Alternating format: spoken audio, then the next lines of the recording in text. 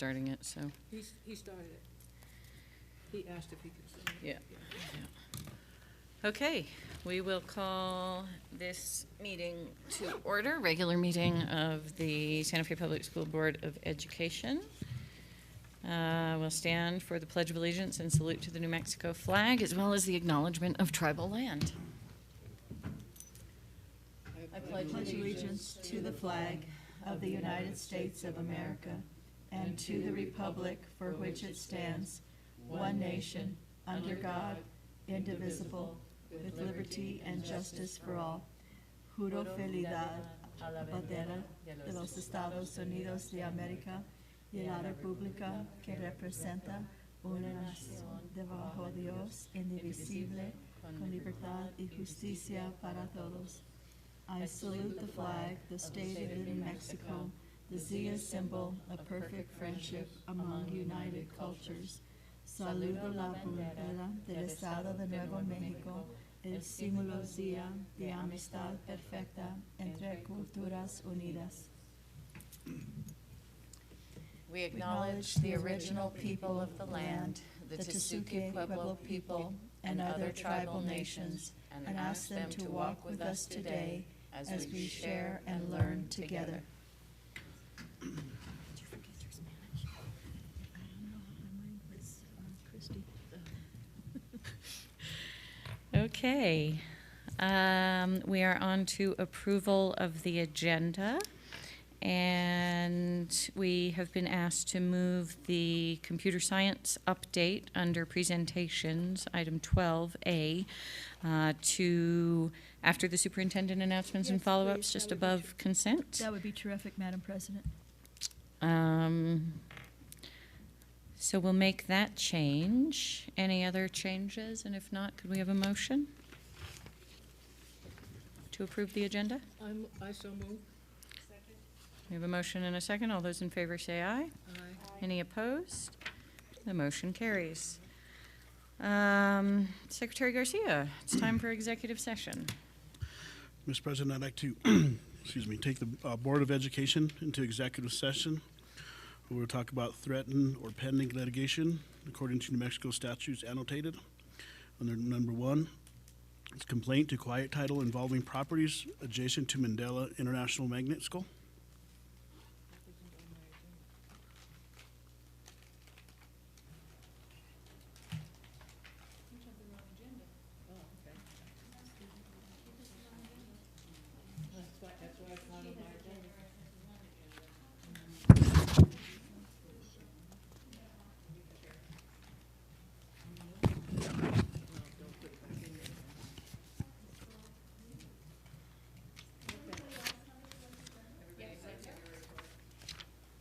On the top? Okay.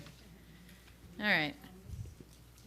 So Secretary Garcia, you made a motion to go into executive session. Did we have a second? Second. By Board Member Bozay. All those in favor say aye. Aye. Any opposed? We are in executive session and we'll return at 5:30.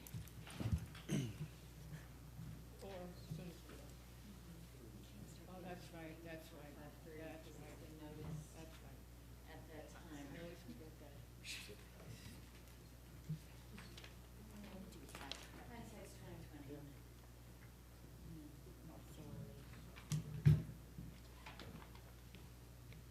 Yeah, I always forget that. Because we got really done.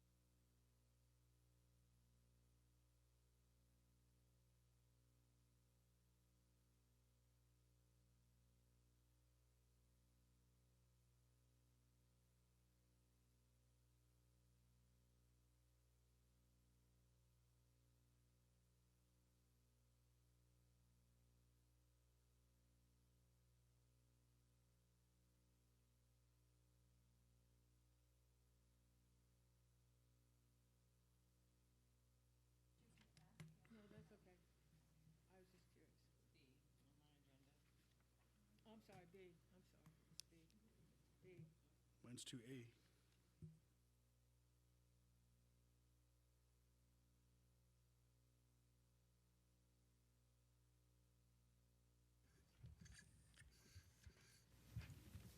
Okay, we are coming back from executive session. Secretary Garcia. Madam President, I'd like to bring us out of item number 2, executive session, which item A is the threatening or pending litigation according to New Mexico statutes annotated, and where we discuss number 1 is complaint to quiet title involving properties adjacent to the Mandela International Magnet School, and which no action was taken. Okay, and there's a motion to come out of executive session? Correct, Secretary Garcia? Yes. Is there a second? Second? All those in favor say aye. Aye. Okay, we are now in the regular session, and it is time for the introduction of the interpreter, Mr. Martinez.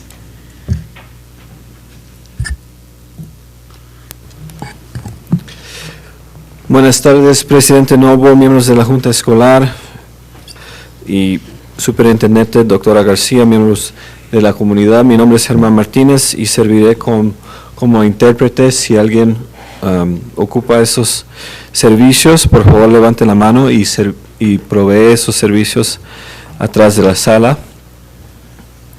Good afternoon, President Noble, board members, Superintendent Dr. Garcia, and community members. My name is Germán Martinez, and I will provide interpreting services. If anybody would like those services, I can provide those at the back of the room. Thank you. Thank you very much. The school board showcase, which is next on our agenda, item number 4, is being postponed until the next meeting because of the weather, and all after-school programs were canceled, I believe. So now we are on to public forum. Dr. Ryan. President Noble, members of the board, Superintendent Garcia, as surprising as it may seem, given the vast crowd that has attended, there are no people signed up for public forum. Quite. Thank you. Okay, on to the union update. The president of NEA Santa Fe, Grace Mayer, is here and will now take the stage. Good evening. Welcome. I was still highlighting, so I wasn't quite ready. So good evening. I'm Grace Mayer, NEA Santa Fe president and art teacher at Milagro Middle School. There's a couple issues I'd like to discuss with the board and talk to you about. We had our legislative training with NEA New Mexico, and 13 of our members attended the training, and we also then went to go lobby and talk to some of our legislators at the Roundhouse, which was very productive. It was an opportunity for them to hear directly from students, from teachers, their concerns, and staff. We had ESPs, we had nurses, we had other counselors there as well. From our perspective, what the needs of the employees are and our students. There was a lot of discussion about K-5 plus and extended school year. And a lot of our legislators did hear us. We're kind of on different pages with that. I think most of our membership, as our survey kind of, or multiple surveys have sort of flushed out, are interested in extending school year with the opportunity for really innovative curriculum and with some of the requirements that are less restrictive for us to, like, for instance, not test students on iStations in the younger grades. And I think some of the legislators heard that, and I don't know if those restrictions are going to be removed or discussed, or when we start talking about extended school year. I also think that the conversations about our workday and some of the ongoing sort of implementation of what we might consider our teachers and staff as sort of health and safety issues with the school, and also concerns about the health of our students. It seems more and more we're being asked to teach curricula kind of outside our expertise in this area, like for instance on anti-vaping curriculum and other types of curriculum that seem to be in the area of either a science curriculum or a counselor or the nurses programming.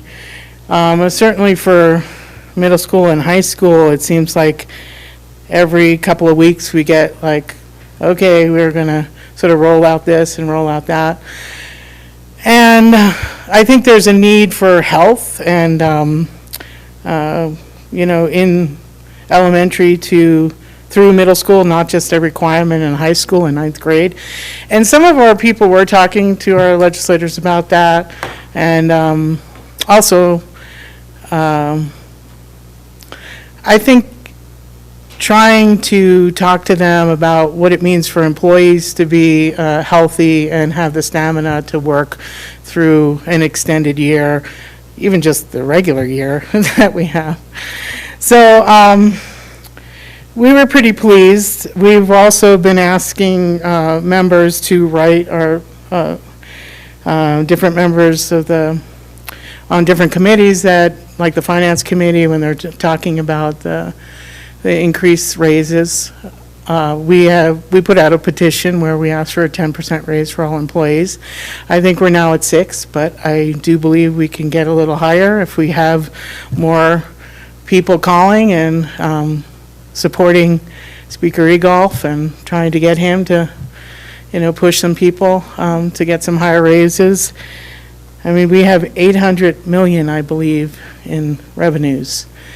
And when I spoke to Peter Worth and other people who were saying, well, we can't really manage this. Well, 800 million is a number I can't even really conceive of. And for them to invest in students and educators seems to be the right thing to do with the money. And certainly when we spoke to the governor, when she came to our legislative party or whatever we're calling it at NEA, I certainly brought that up, and I told her specifically that the 10% raise is not just to recruit people, it's to retain people. We need our experts. We have a retiring workforce, and we have new people coming in that need to be mentored, and we need teachers that have been around for 25 or 30 years to mentor those people. And in order for us to retain them so they don't retire, or they think about staying a little longer, we need to, incentivize them with some money so that their retirement gets larger and they'll spend the next, 2 years, staying and mentoring new teachers. And I certainly ask them, and I know the superintendent has been calling even recently retired people to ask them to come back because we have a shortage. And I think that crisis will only continue if we don't have competitive wages that we can appeal to people. There's also issues that we've talked about as a board, and as our union membership has brought up. The cost of living in Santa Fe is really difficult, and we can't get people to come here if they can't live and afford an apartment.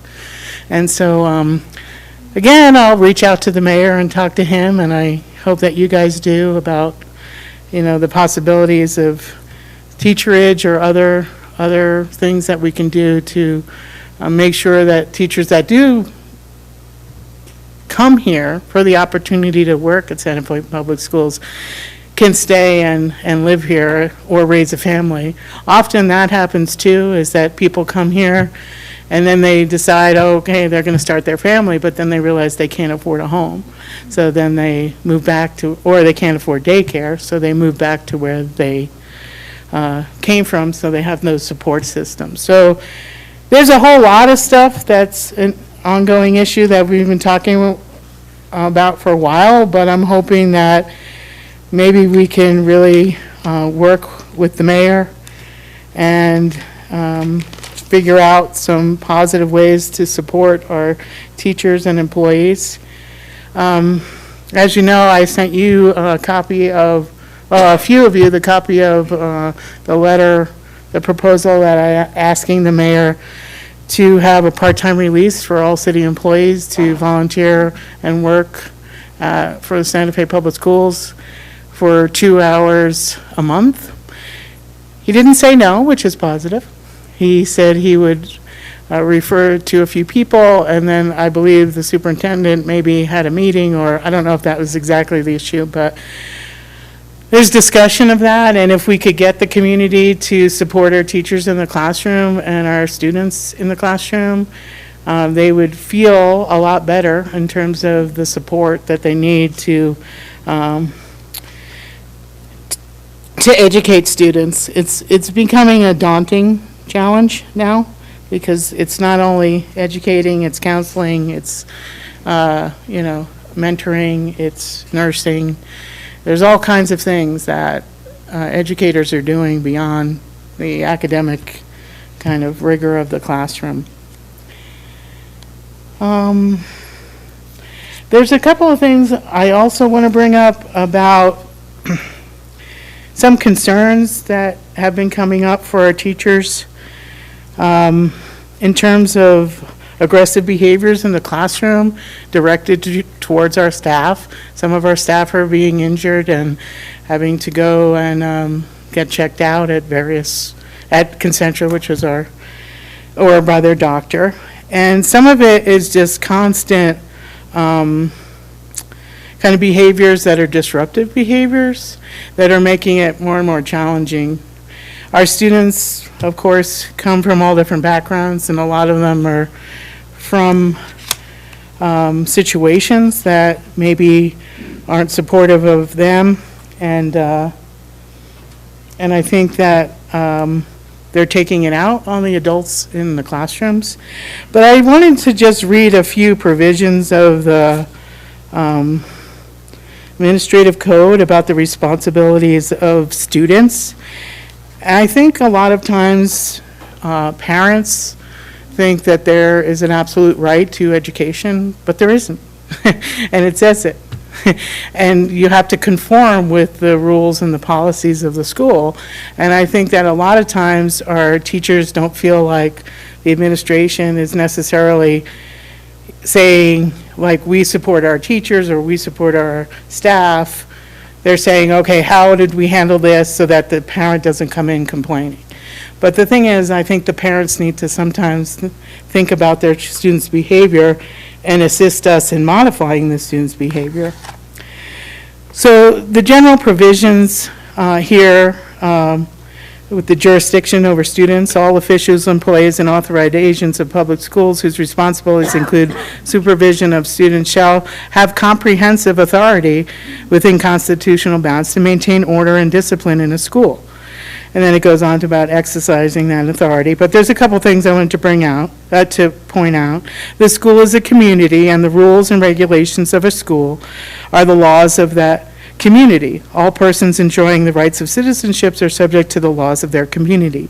Each carries with it corresponding obligations. The right to attend public school is not absolute. It is conditioned on each student's acceptance of the obligation to abide by the lawful rules of the school community until and unless the rules are changed through lawful processes. Teachers, administrators, and other school employees also have rights and duties. Teachers are required by law to maintain a suitable environment for learning in their classes and to assist in maintaining school order and discipline. And then, of course, it goes on and on about the conditions of complying with directives from adults in the building and other things. I hope that we can, maybe when we start to talk about reconfiguring or re-envisioning our district, that we have some parent conversations with parents and community members about how their students need to engage with the adults that are teaching them. and that they need to be more respectful of and considerate of the education that we're trying to provide, and that oftentimes it's not just about that individual student at that time, it's about the safety and security of the class while we're there. And if someone is constantly disrupting that class and instruction, it does a couple of things. It sort of reinforces that behavior will get that same reaction and will get the teacher off track and the kids off track. But it also, I think, puts an inordinate amount of attention on the student who's not engaged in their education. And so the other students are then, to me, they're left to kind of work independently or do other things while the teacher is dealing with that disruptive student. We do have a code of conduct, and oftentimes that is at the discretion of the administrator in terms of some ways to deal with the behavior. But I think that there's been enough things happening in our classrooms that we really have to start listening to staff and teachers about how some of these things are completely throwing off their ability to educate students in a room. And sometimes it's the wrong placement for a child. Maybe they can't be included in this situation at this time. Maybe they need to be in an alternative learning environment, which we do have. So I'm just bringing this up as a starting point for a conversation. The superintendent and I have talked about this issue in our last few meetings, and I just want to make the board aware of it. We have provisions in our contract where if a student's suspended for more than 3 days, there should be a reentry meeting with the teacher, and to talk about, like, moving forward, how that child's going to behave. And a lot of those meetings sort of get overlooked because we just say, okay, well, he's back or she's back, and then the teachers are like, well, is there some commitment from the parent and the student to abide by the community rules or the code of conduct? And oftentimes there isn't. And so we really need to start saying, okay, what are our responsibilities to the employees in terms of their contract about how to reintegrate students? Of course, we're educators. We don't want students not to come to school, but we need their parents to understand that these are the rules. And, we have in-school suspension of alternatives. We have, sometimes things during their lunch, counseling service, other things available. But oftentimes, and you'd be surprised, some parents refuse to allow their kids to see a counselor. And so if you can't make the parent sort of sign the child up, then there's some issues. So it's not just, it's happening at every grade level.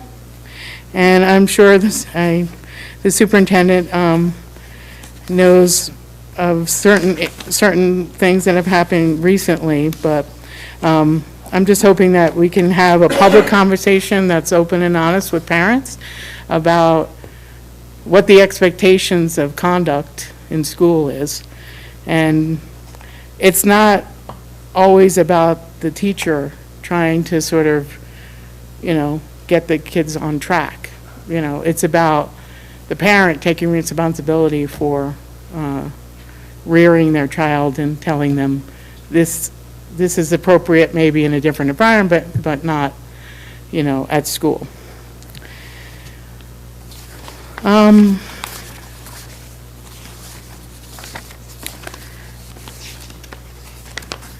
So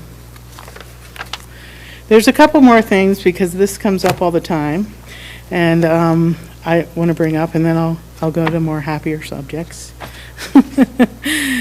So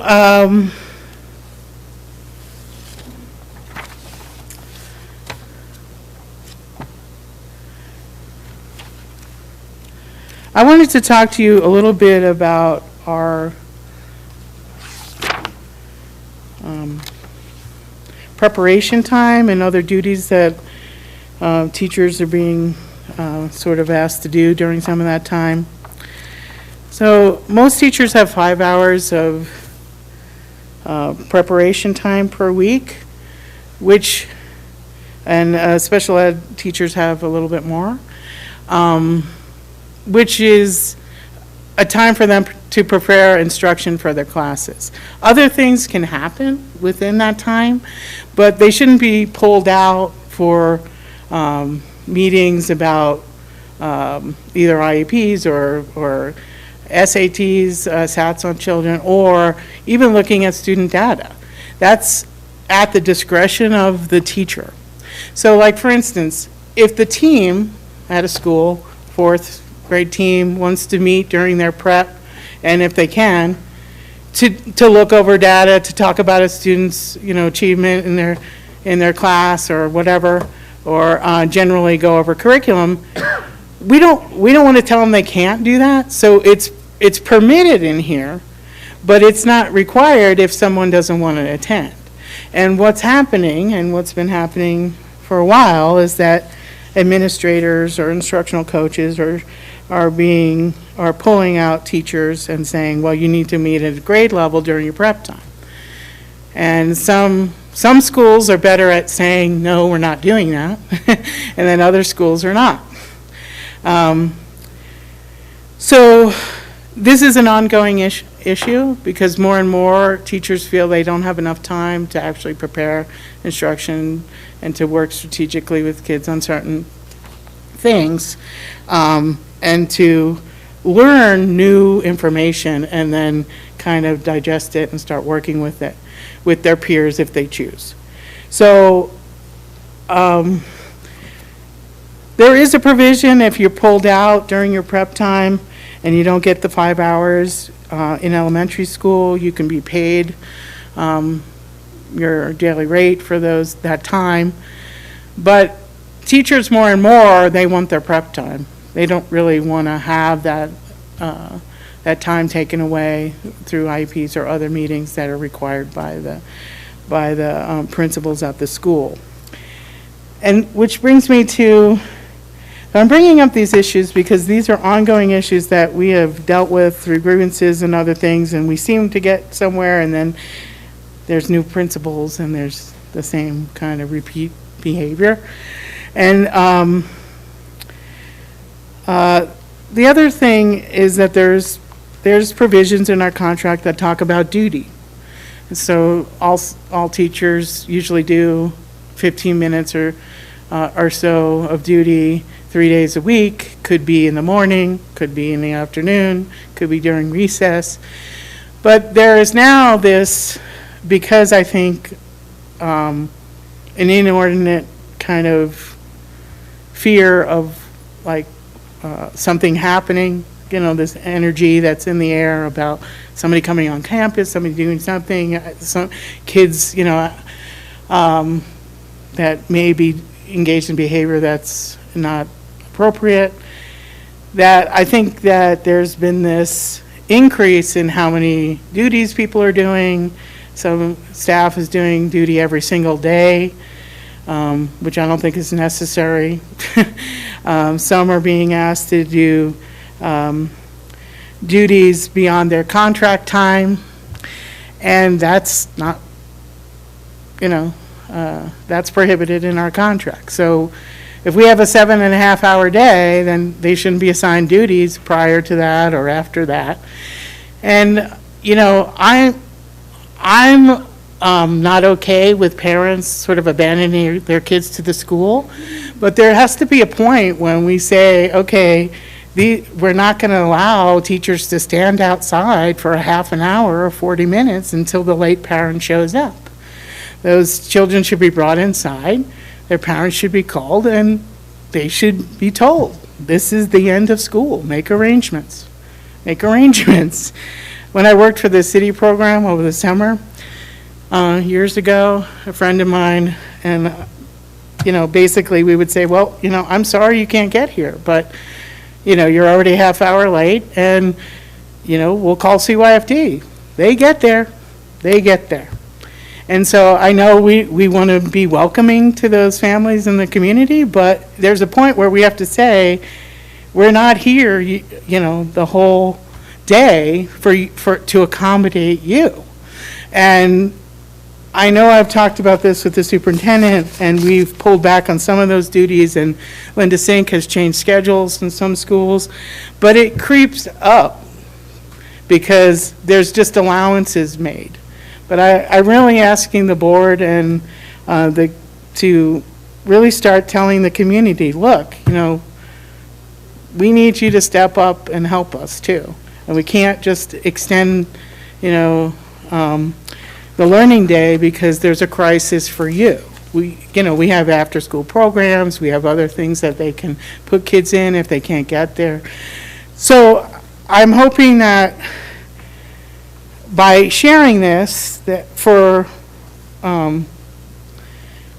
the teachers and the staff, that we can sort of come to an agreement that we need to support the contract day a little more, and we need to tell our parents that there is boundaries. So,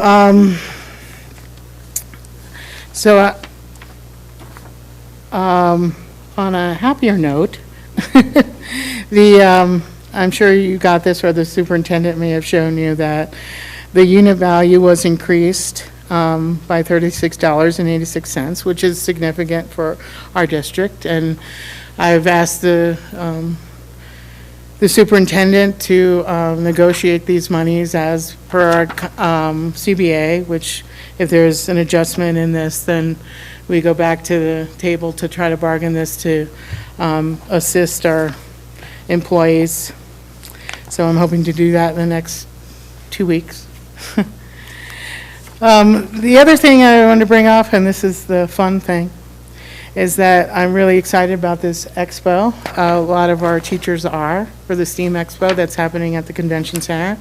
Milagro will have 2 or 3 tables there, and projecting some of what we did in a workshop that we just had for 4 days, student work on the building itself. So we're really excited, and we hope to see you all there, and we hope that anyone listening, maybe our mayor, I'll write him a letter. Maybe he'll come and visit and celebrate with Santa Fe Public Schools. I think we're doing a tremendous job at a lot of the schools with the help of our digital learning coaches to promote technology and integrate science and engineering and art and math all together. So I think this will be really great, and I invite everyone to join us. That is all. Thank you very much. And that's February 13th. Yes. February 13th, 5 to 7:30 at the Santa Fe Convention Center. Excellent. And there's free Frito pies, apparently.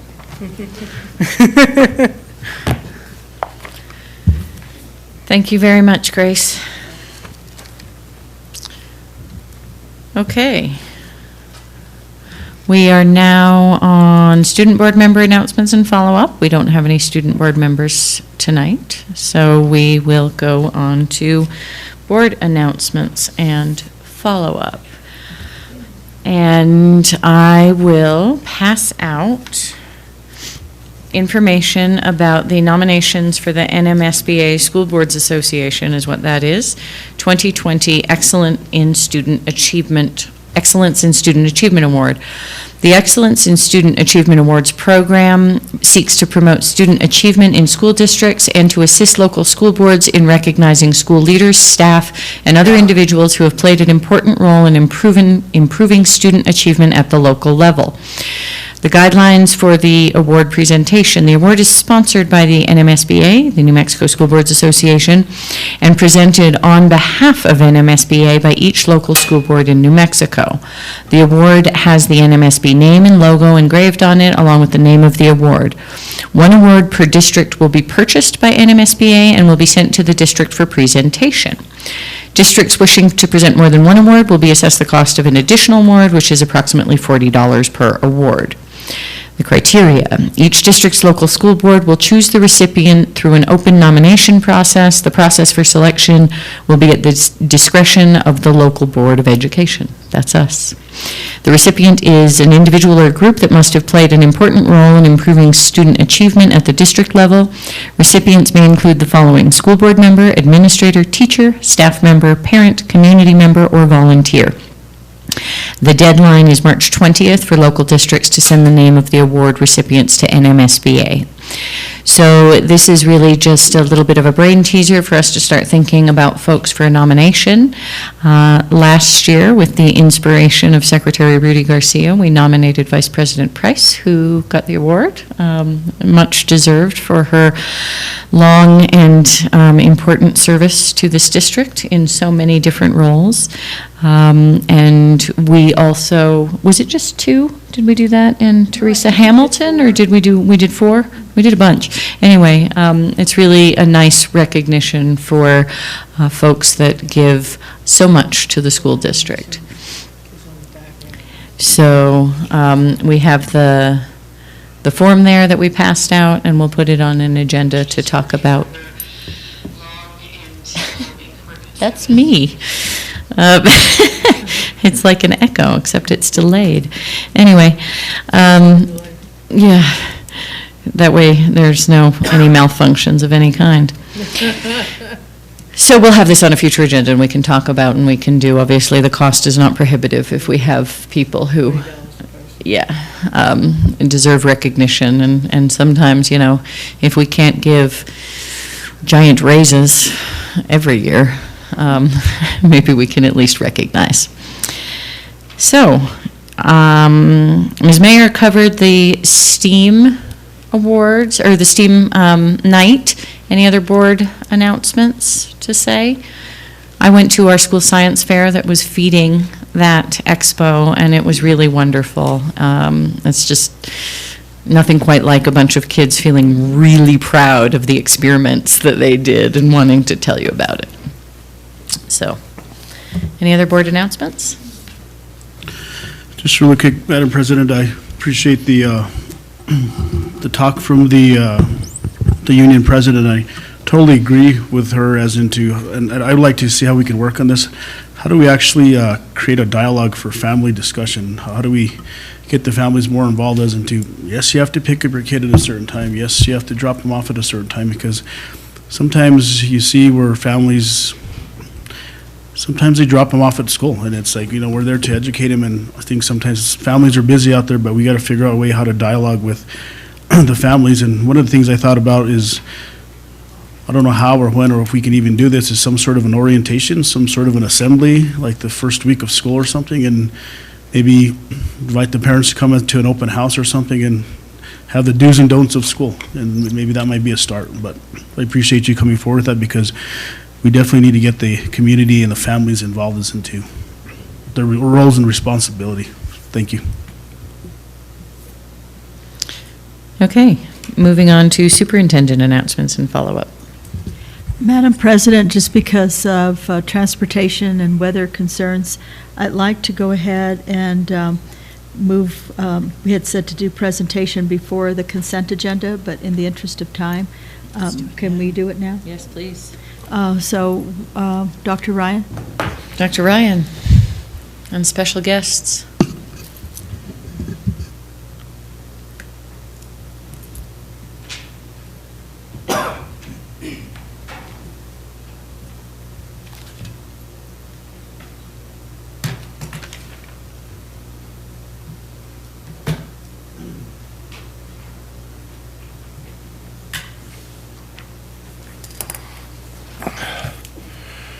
President Noble, members of the board, Superintendent Garcia, we're going to go over real quickly a update on our computer science initiative. We are looking forward to going into a greater detail about what we're trying to do in a board study session whenever that can come up. But real quickly, you heard our union president talk about our Full Steam Ahead Expo, which will be at the convention center. At the convention center, we're going to have a closed event where we're taking student STEM projects and having them judged and graded, so that'll be a part of the event. There'll be computer science, STEM presentations from all of our schools across the district. This is a free event to the community. We've partnered with a number of our sponsors to make this event something that all of us can attend and be proud about. One, to celebrate the ETN vote that allows this type of thing to happen, and also to kind of highlight some of the amazing things that kids can do and what they are doing in our schools today. Secondly, this is a top secret, so it's just between you and me. Santa Fe Public Schools was awarded the Community Leadership Award for Digital Equity by COSN, which is a national organization for the Consortium of School Networking. They're holding a conference in D.C. in March. This award honors school districts that encourage, recognize, and work with eliminating education inequities while narrowing the access gap. So our one-to-one initiative that we've done successfully, and how that's integrating into our day-to-day lives with curriculum. You heard our union president talk about some of the work that's going on at her school and throughout our schools. This award gives us 4 registrations to the national conference and a $5,000 Donors Choose gift card. We're making sure you know about it so that we have a good contingent of people that can go onto the stage at the national conference to accept the award on behalf of Santa Fe Public Schools.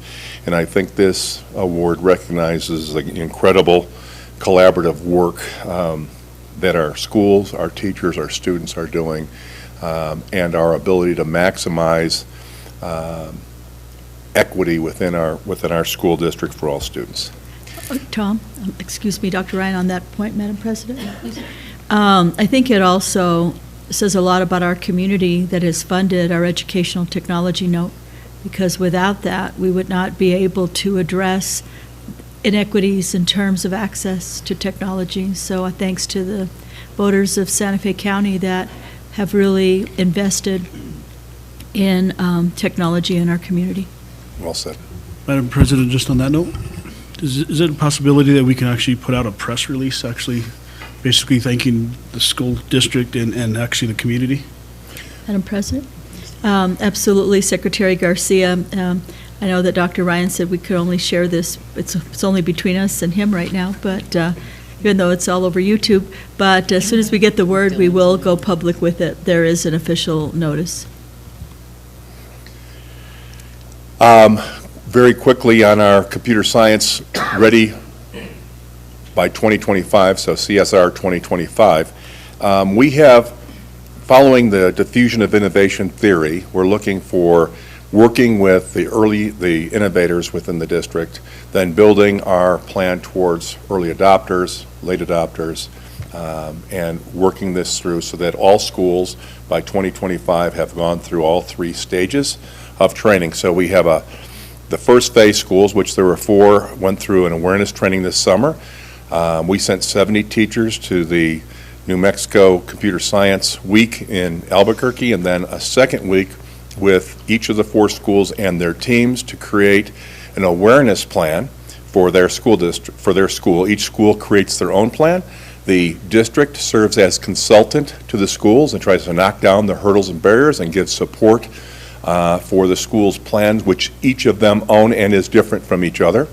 The first phase was how do we help our staff to understand what computer science is, how would it be integrated in the school. The next year we'll have the same 4 schools go through phase, the second training, which is adaptation.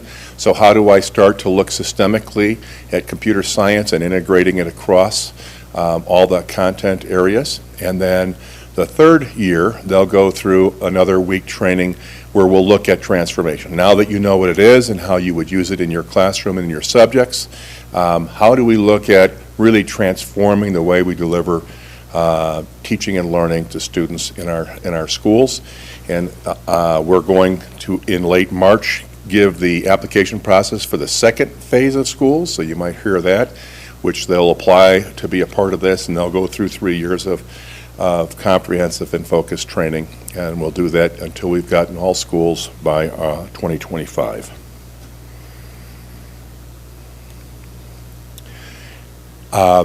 Just as another, which I would just say, Let me pause you there. Dr. Gonzalez. Madam Chair, Dr. Garcia. Dr. Ryan, can you tell me how you define computer science? I generally think of it as programming or something. I don't know what it. yeah, there's 5 key areas of computer science, and you're going to put me on the stage here. So it's the Internet of Things. It's going to deal with networking, computing devices, coding and programming. And it also deals with how do I inform myself as a digital citizen within a community that's now global. And our initiative, the board resolution, is to, instead of having a separate computer science week or class, how do we integrate these concepts across their core instructional areas, literacy, math, science, etc. And then as they get into secondary, we have middle schools that are, kids are developing programs in an entrepreneurial program, say at Ortiz, and we have the only AP computer science class in the state of New Mexico, and computer science teacher, APC teacher at Santa Fe High School. So how do we then turn these into pathways for kids? Right, thank you. Secretary Garcia. Thank you, Dr. Garcia. Dr. Ryan, good question.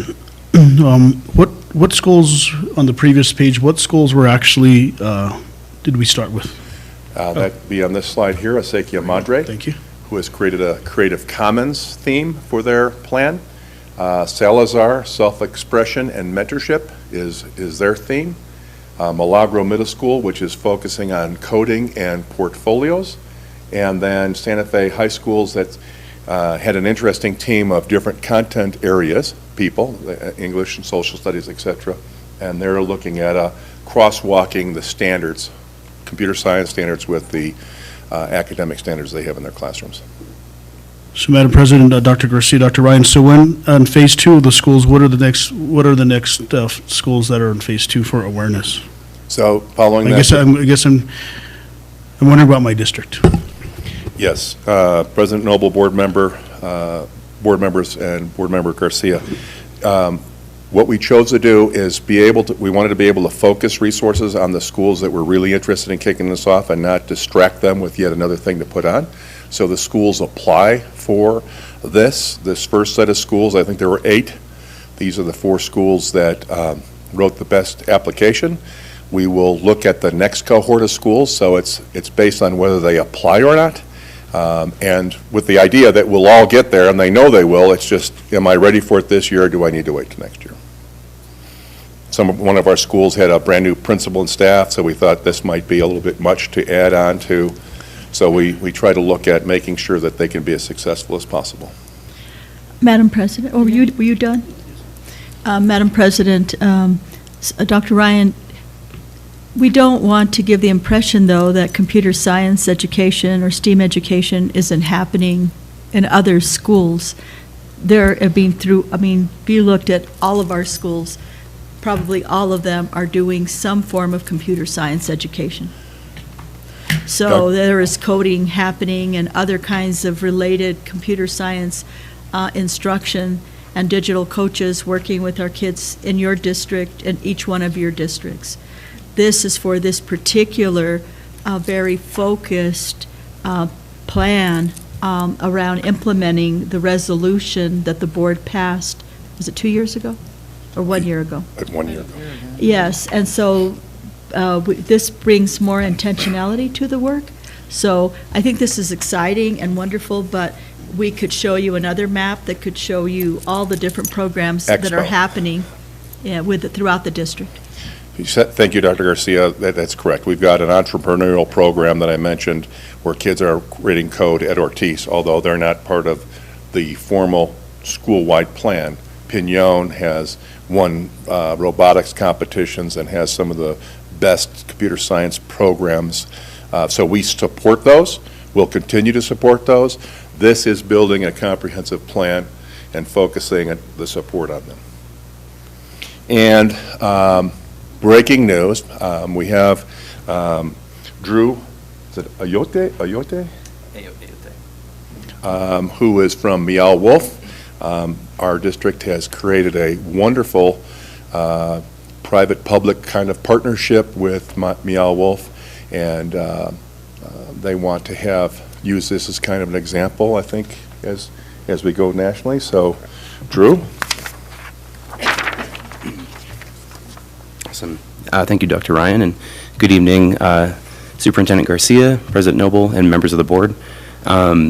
Yeah, my name is Drew Ayote, and I am the Community Partnerships Manager at Meow Wolf. So ever since our inception as a collective and then a company now, one of our key priorities has always been the interest of education, and public education for that matter. And we were used to doing, these one-off kind of partnerships with schools where we send artists in and they work with artists from Milagro, or we did, STEAM and STEM education in different schools, but we wanted to have a greater impact this year. So perfect timing, the ETN grant funding passed, and we thought that it was a great idea for us to develop an external working group. And so with Amory Martinez, the innovation coordinator for the district, he and I are collaborating together, and we put together a group of external members of a STEAM Computer Science Education Advisory Committee. And the members of this committee are comprised of business leaders in the community, folks that are part of the school district, people at Meow Wolf, and the purpose of this committee is really to help implement the computer science initiatives in the schools. Also tweaking it a little bit. We want to keep the creative aspect very alive in everything that is done, within the schools, because the creative economy is one of the fastest growing economies globally, and we saw that this was a great opportunity for us to use our expertise in the STEAM field to increase the public education. The committee held its first meeting last Tuesday, and from that meeting, we gave the committee members, also, I need to also mention, this is a paid committee position, so we want to be really respectful of people's times. We know that all the members come from other jobs, other backgrounds, so we wanted to, give this as an incentive for them to participate. At the end of the meeting, we developed different focus areas that each member could work on between the next meeting. One of the focus areas is development of STEAM curriculum, development of professional trainings for teachers that involve STEAM, recognizing all of the other amazing in-school and after-school programs that are doing STEAM work, so we can try to align everyone's efforts to really focus on the CSR 2025 initiative. And I think that about sums it up, I hope. So I open it up to any questions that you might have. Well, thank you very much. I just want to say this is sort of even beyond my wildest dreams and hopes when we passed the resolution about a year ago. I think both Dr. Ryan and Mr. Ayote know that this actually came from the community. It was brought to me and sort of saying, let's lead on computer science. And I believe the definitions and the areas are in the resolution. And Mr. Ayote, we were here for the resolution, right? You Yes. came and spoke in favor of it. I did. And, there's so much going on that is, informal, formal, organized under the resolution, supported by the ETN, supported by private sector partners. Meow Wolf has been there from the beginning and has been a great partner, and it really has given this umbrella, I think, to think about computer science and name it and organize it a little bit. That's been really wonderful to see. And, you know, Dr. Ryan was, I think, the primary author of the resolution, and the particulars in there, which have been really great. And I just want to thank you, Dr. Ryan, for that, and for all the work you've done and your team has put into this as it's really taken shape. And to you, Drew, and anybody else in the private sector that's been there. I mean, Meow Wolf has, again, been such a great partner.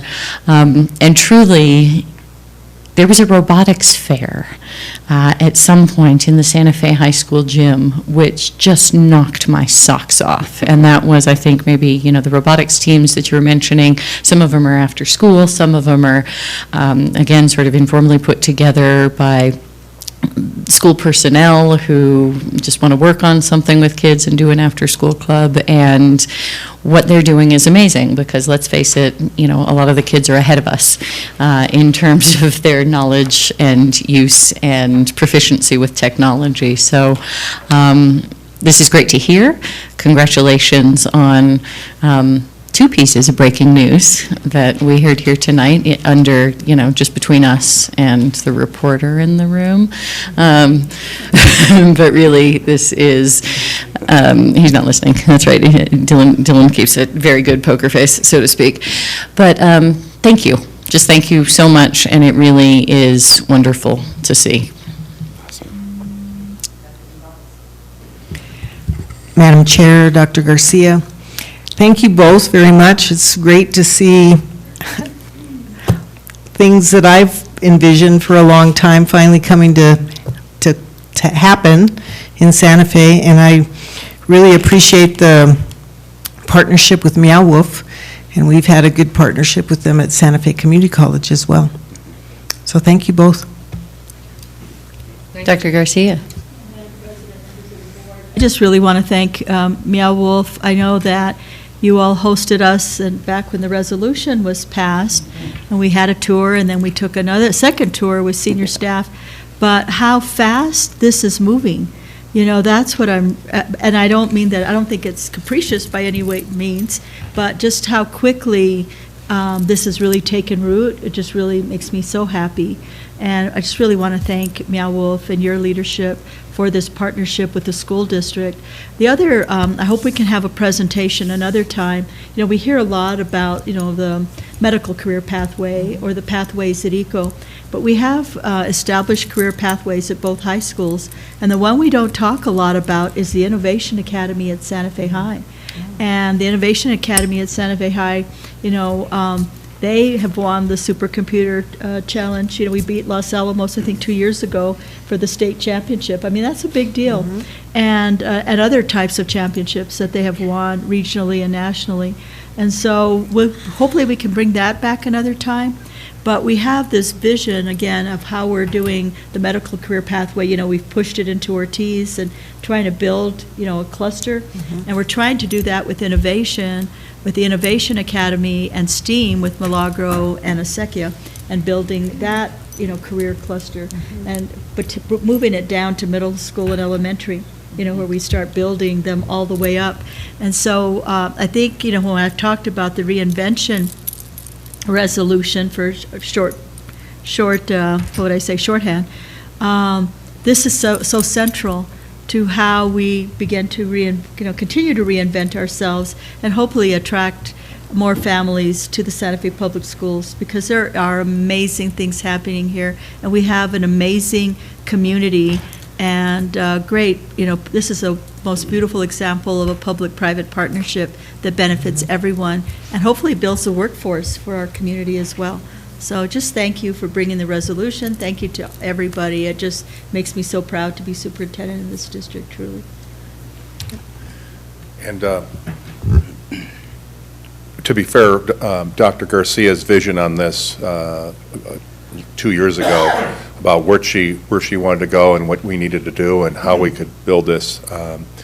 You can have a lot of people that want to do stuff, but unless the leader is there saying, make this happen, it doesn't. And so appreciate Dr. Garcia's strong efforts in leading this initiative. Thank you. Thank you very much. And yeah, that is something we shouldn't forget to say. Thank you for your leadership in moving this. And when everybody gets on board, it's amazing how fast you can go when you have great partnerships and leaders and Talented staff. talented great teachers. staff, Yeah, it's inspiration. It's amazing. Okay, I feel good. I hope you don't have any downer announcements and follow-up. Dr. Garcia. I'll do my best. Superintendent announcements. Thank you, Madam President, members of the board. We're trucking along on the resolution. We're on track to bring it to you February the 18th. We've gotten a lot of community input. I'm still getting more community input on how to create the process. One exciting piece that we've worked on too that I think is going to be helpful is we've been looking at previous similar processes and where the trust broke down, or where the communication broke down, or why some of these things have not worked well in the past. And we did a root cause analysis of that. So we're trying to mitigate those things happening again by creating a process that is very different than what we've done in the past. So it's exciting. You can hardly, we're still tweaking and moving some different parts, but we've got a great team that have been giving me their input. But from the community, people have shared things that have just added little bits and pieces of thinking about this in a different way. And so we're very excited to bring that to you. So we are on track for the 18th. The K-5 survey and extended learning board, I was going to say board president, NEA Santa Fe president Grace Mayer touched on that. And I shared the results with you, but overwhelmingly, and I don't know if you have the most current, but for a variety of reasons, I was really surprised. I think Ms. Mayer was too. I don't want to put words in your mouth, but we were surprised that additional 5 days, there was not a lot of support for that. And and it's sort of a disconnect with the legislature, I think, too, of where we're all going about, because Las Cruces, Albuquerque, other districts. And that's why we didn't go to the community first, because I didn't want to create false expectations, and we talked about that jointly, that if we didn't have our workforce wanting to do it, and so we've gone to a voluntary piece, which I think is going to create the most buy-in. From the surveys, I think we'll have more participation than we did last year. So it may incrementally grow, but I think we're approaching it the right way for our community. Other parts of the state may be able to do it in a different way. The needs of the community may be different, but we're doing what's right for our community. We are going to apply for funding through the Reform Fund on the 20-day K-5 Plus, as well as adding 5 additional days, or the 10 days if schools want to offer a great summer camp or an art camp or a jump start or whatever. It will be led by the schools like we did last year, and the parents want to participate, they can. Because I heard from parents too that they really cherish their family time and their summertime with their families, and we're very much against sending kids to school. So I think we came up with the best of the both worlds. We just got to keep our fingers crossed that we're funded. With that said, the calendar is pretty much what we showed you before. We haven't officially published it yet, but we took the input that we got from staff about breaks on this. You can see that K-5, 8+, and extended learning is really based on funding, and most likely would be in the month of July. But school starts for kids on the 17th of August and would end on the, 26th of May. A 2-week winter break, so it's more of a traditional winter break with a little bit extra time, an extra day in Thanksgiving, and a fall break, which we've been asked for, in a couple of days in April. So we will be putting this out, and I think it's a decent calendar. We'll see how it works. Do you know when you're going to put it out? Just because lots of people are very eager. I mean, I think it's on the website now. Okay, It's on the website now. So we put out the test results and whatnot. What else? I think Just on that, I just wanted to comment on one piece of it, which has become sort of more apparent to me, and I think is really important, which is we are in a teacher shortage crisis. And I appreciate the way you've approached this. That is appropriate, I would agree, for our community, and I think very responsibly in terms of talking to our staffs and our sort of immediate family in the public school first.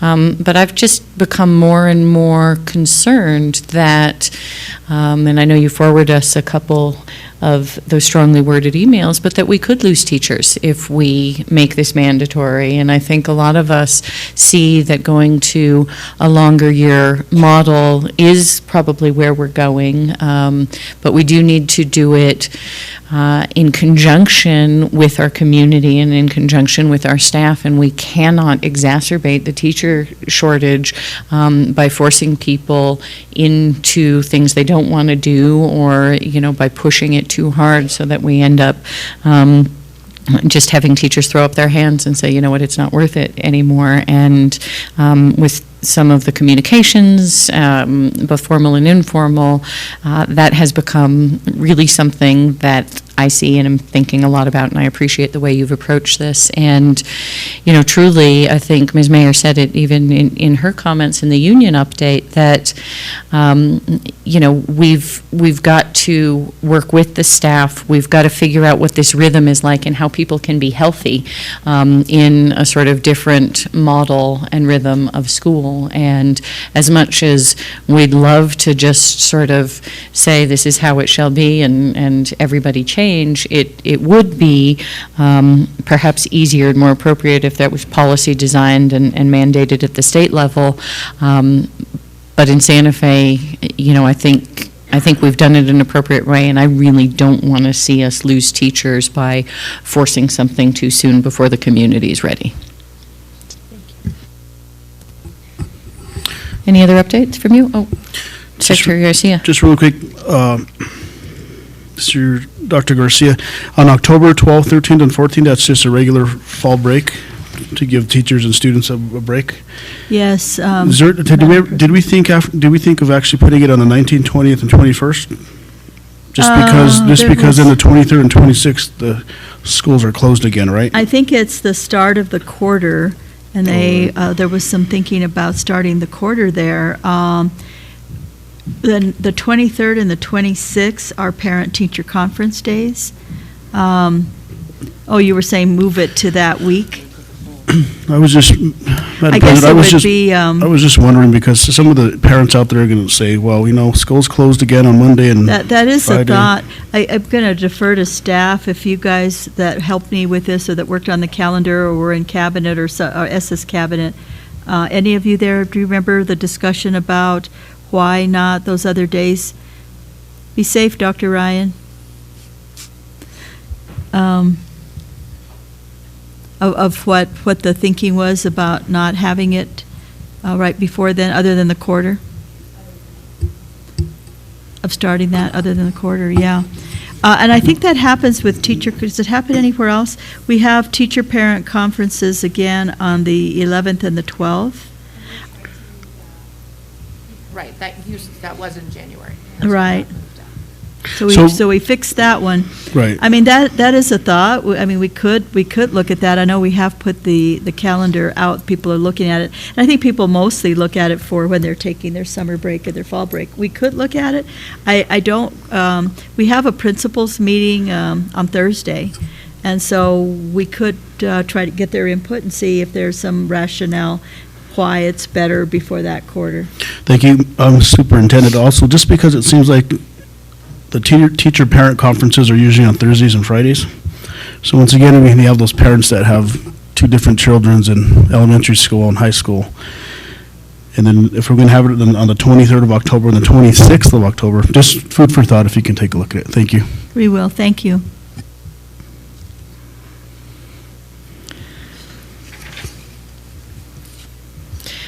I think it's a great idea to check in with principals. If we did do it on Thursday and Friday and have the whole week off, I think it might actually be hard to get parent participation in conferences for what it's worth, because people would leave town for the whole week.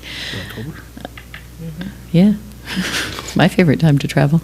Anyway, I think talking to the principals, they know their schools in a more grounded way. So, thank you. Okay, anything else from you on superintendent announcements? No, thank you, Madam President, members of the board. Okay, we are now on the consent agenda. We need to vote separately on the minutes, as Vice President Price will abstain from that vote. She was not here. Is there anything else that anyone wants to vote on separately? Otherwise, I will entertain a motion on items A and B on the consent calendar, the budget adjustment requests and contracts over $50,000. Madam Chair, move for approval. Second? Okay. Under discussion, Madam Chair, if staff under item B contracts over $50,000, if they could actually give us what the original contract was on that specific project, and then whether you're adding an additional, let's just say 40,000 or 50,000 to the contract, if you can just let us or me know that. Madam Chair, Yeah, Madam Dr. President. Garcia?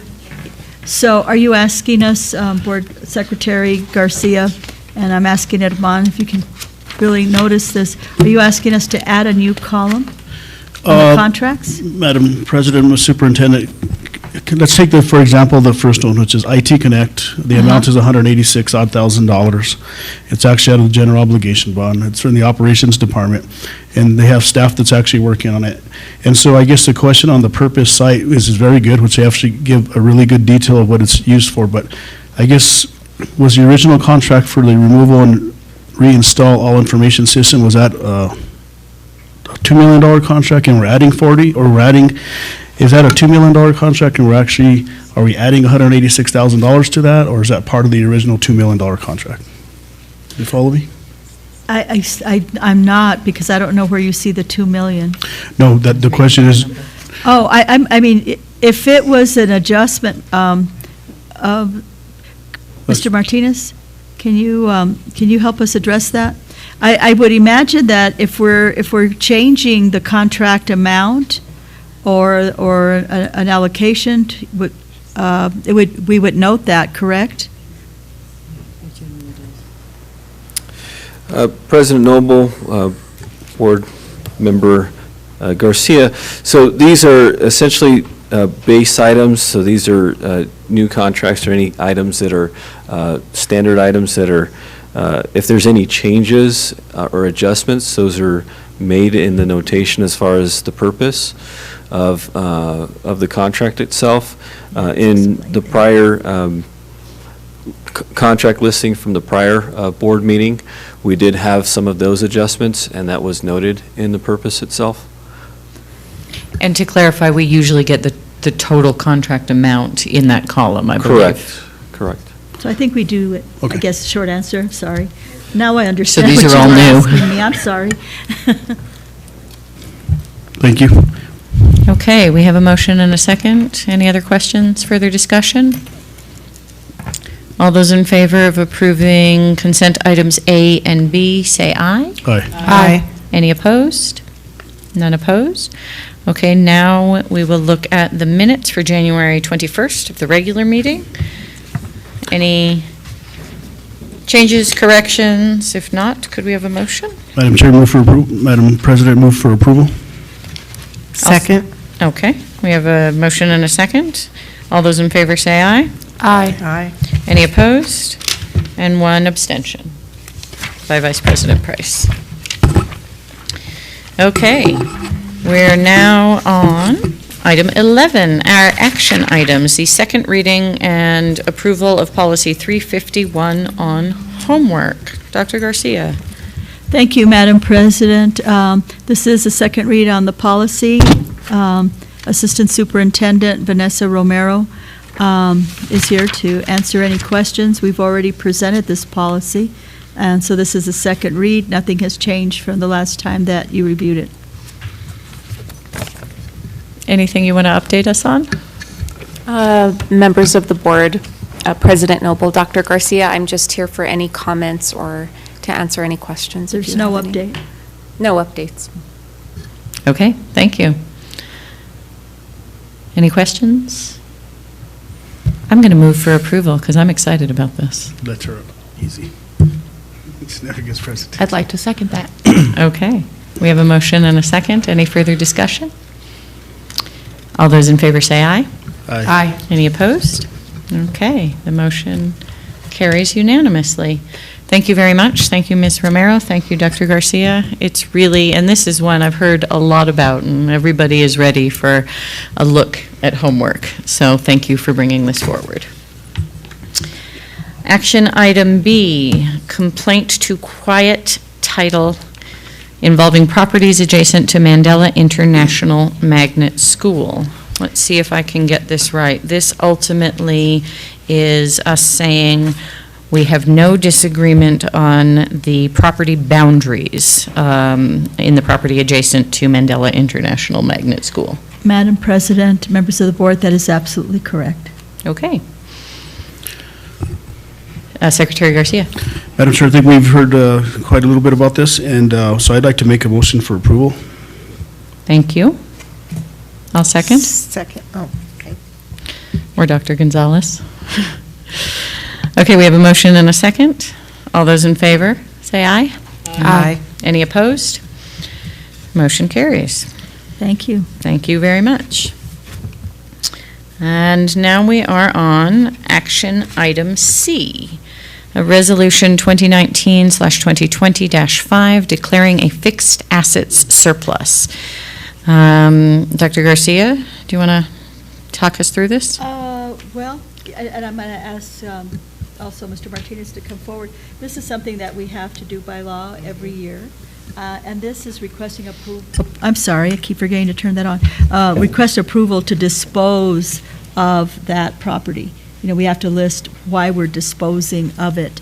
And so usually it's outdated or broken material or things of that nature, but I will let ask Mr. Martinez if he would clarify anything. Board President Noble, board members, Superintendent Dr. Garcia, just to kind of clarify, there are some requirements at the state level as far as any of those items that meet certain thresholds at specific market values.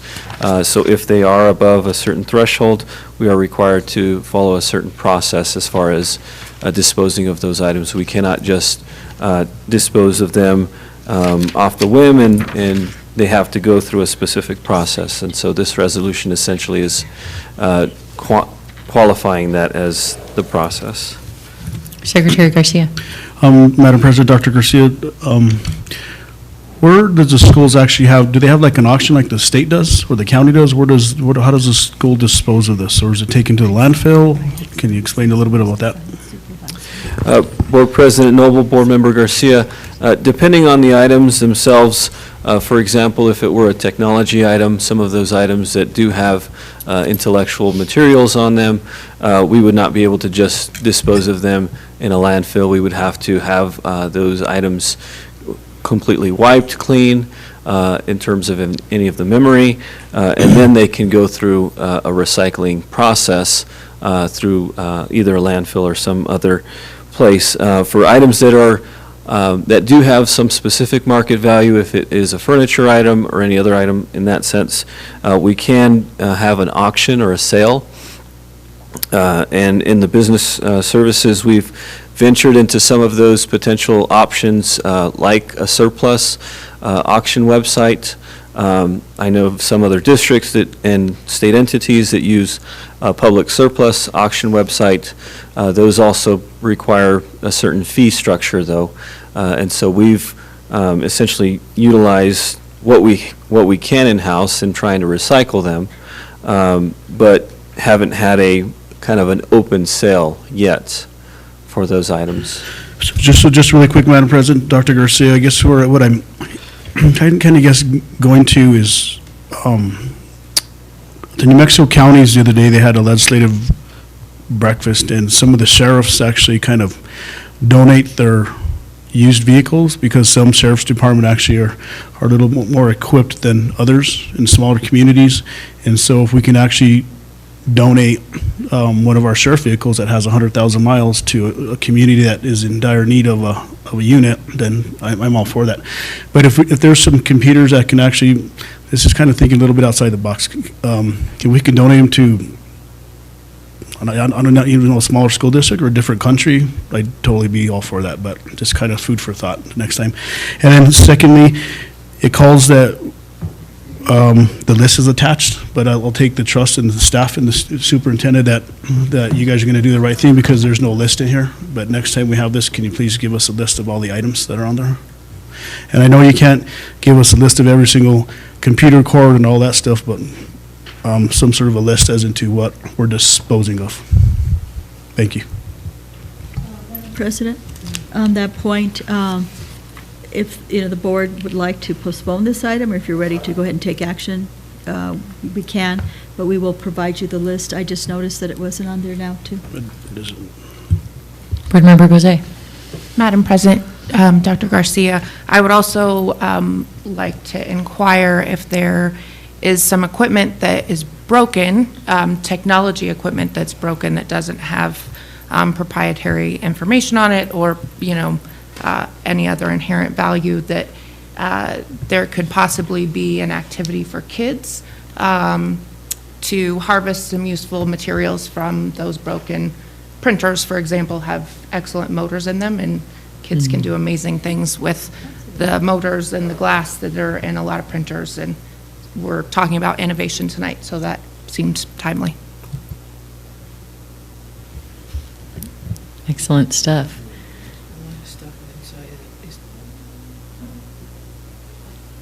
So, Madam President, I'd like to just table this item until we actually get a list, so we can see what's on the list. Okay. That's okay, if staff's not in need of actually moving this forward tonight. Is there any urgency around timing of this, Mr. Martinez? No. Okay. You want to make a motion? Make a motion to table until the list comes forward. Okay. Is there a second?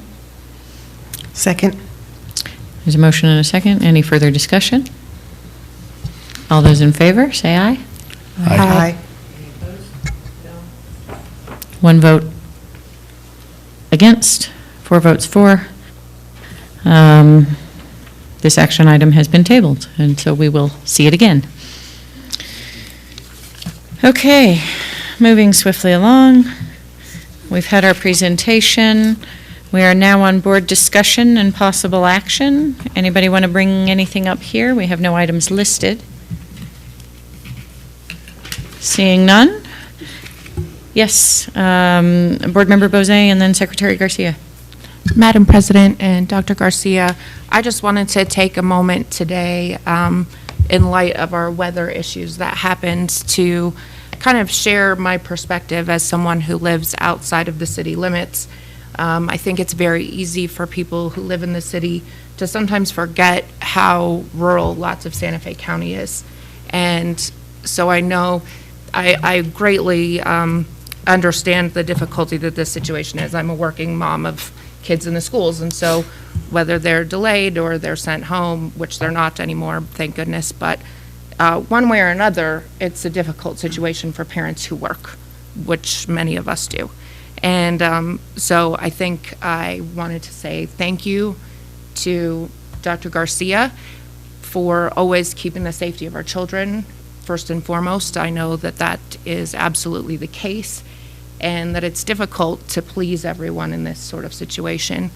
But we do always need to keep in mind that there are people who live in different situations than we do than people do in the city limits. And dirt roads today, the paved roads were fine. The dirt roads I drove on out in the country were not fine. And so we have to keep safety first, and I appreciate that. And then also, Madam President, just on that note, is, sometimes you get calls as into why school was not canceled today. How come it's not a 2-hour delay? And there's different unique situations that Mother Nature brings to us. As into this morning, I woke up at 5:30, looked outside. Oh, it's not going to snow till tonight. Looked out at 5:45. Oh, it's still not going to snow today. At 6:15, 6:10, I'm like, I just not look out this window a half hour ago? And it's kind of hard because the school buses are already out there picking up kids. You know, sometimes kids get on that bus at 6:30 in the morning because they live in the outskirts of the city limits. So when you already have kids in the bus, it's kind of hard to call a 2-hour delay because the bus can't turn around and take the kids back. So I think the call that you made this morning, due to the circumstances, I think was a good call. And so I just wanted to bring that forward also.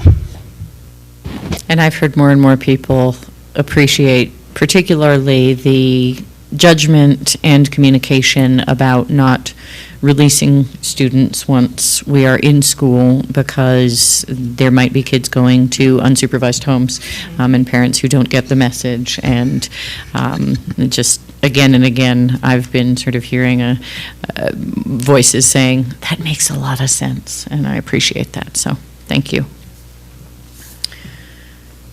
Anything else? Board discussion? Possible action?